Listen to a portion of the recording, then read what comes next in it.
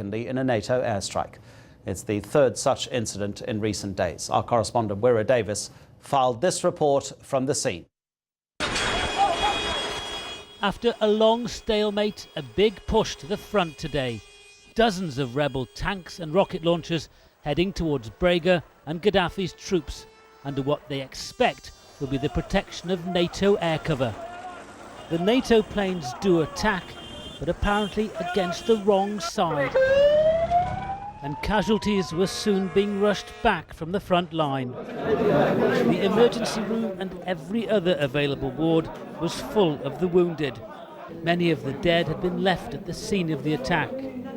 A rebel commander told me these men stood no chance, as at least 4 rockets were fired amongst them. No one here understands why, and there's a lot of anger. Unfortunately, the NATO, instead of attacking Gaddafi regime and Gaddafi forces, they are attacking our revolution and they are attacking us. Please, they should recognize what's going, our supply to the front. They should recognize us. They should not strike us and damage us. Doctors tried to save 2 of their own colleagues, injured when an ambulance was also hit in the chaos at the front. But there's nothing they can do. This was a disaster for the rebel effort, hitherto criticised for being disorganised and poorly led. Finally today they sent well-equipped former soldiers into action, but with terrible consequences. Their leaders want an urgent explanation from NATO. And on the ground, Gaddafi's troops took full advantage, reportedly advancing towards Ajdabia, from where everyone was soon on the run, rebel forces firing missiles as they left. Whatever has prompted this mass exodus from Ajdabia, the rebel army is now fleeing in retreat, scurrying along the desert road to the east and its last stronghold of Benghazi. Hundreds of civilians too escaped the fighting after a day of huge setbacks for Colonel Gaddafi's opponents and their relationship with their NATO allies. Wira Davis, BBC News, Ajdabia. Well, a United Nations relief ship carrying emergency supplies of food and medicine has arrived in the western Libyan city of Misrata, which is being besieged by government forces. It's now been more than 40 days since fighting around the city has been taking place. That vessel has delivered hundreds of tons of high-energy biscuits, flour and water purification tablets, as well as a month's supply of medicine for about 30,000 people.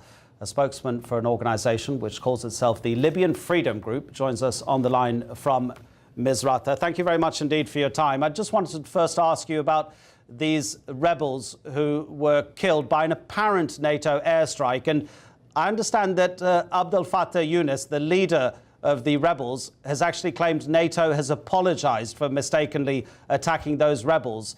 Is it your understanding it was indeed a NATO airstrike that killed them?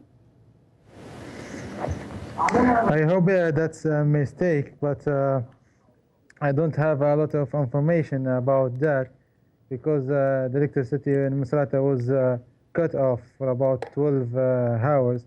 I'm sorry, but I don't have a lot of information I can share with you about the airstrike today. So tell us about Misrata on Thursday. Did you see or hear NATO planes dropping their bombs around the city? No, but we can hear the jets on Misrata air, but we don't hear on any see any bombing from these jets. And as far as the fighting in and around Misrata is concerned, who are the rebels fighting against Gaddafi's troops? Are they military people or normal citizens with guns? That's a normal citizen with guns. Most of them are doctors and engineers. They are just equipped with guns. They have been able to take it from Gaddafi forces. So they're using them against the Gaddafi forces.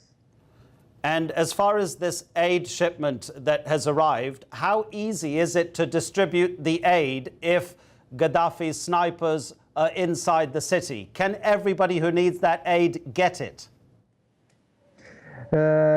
Inside the city at the snipers only located in the downtown of the city. So the normal civilians, non-armed civilians to be precisely, are not located in the center of the city. They are evacuated to the suburbs of the city. So it's easy to get food and supplies to them. But I don't think it will, this food that came by the ships, I don't think it will last too long at this blockade on Misrata. And is by sea the only way that Misrata can get this kind of assistance? Because your city is practically surrounded, is it not? So by road must be very difficult. Yes. The only way to get food and help to Misrata is by sea. The seaport of Misrata is totally secured.